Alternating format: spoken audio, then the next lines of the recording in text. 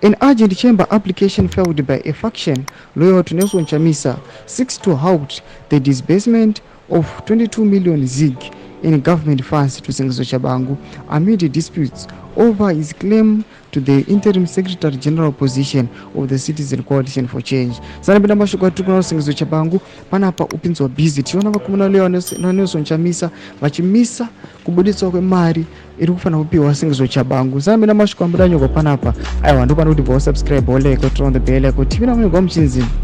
The application submitted to the High Court targets the Ministers of Justice and Finance, aiming to preserve the funds following the publication of a government gazette on September 6, 2024, which outlines financial allocations to political parties under the Political Parties Finance Act. Tshabangu, who has taken controversial steps, including the recalling of elected members of parliament, finds himself increasingly isolated as multiple legal challenges mount against his actions.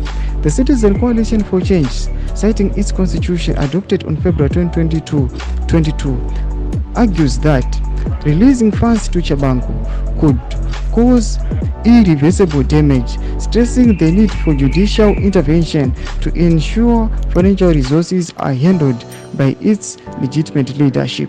Domashwa atukuna kuti ari kubudiswa nevakomana vari na Nelson Chamisa faction yatukuna kuti inonomisa ichiti kubudisa mari mukanopa Tshabangu muchiziva kuti ndiye asingatombofani kutombona mafanzi wese asina kana kutombokondesa pama-elections vanhu vachiziva chokwadi kuti munhu ari responsible kuti munhu ari mandated kuwana those funds Nelson Chamisa panapa ari kuuya achiti aiwa zvichakonzeresa an irreversible damage. Tiona vachiona the judiciary and the magistrate. Tudze mafunguro enyu moti kudi pamusoro pechitiko ichi. Vinako me section medu, so subscribe or like and turn on the bell icon.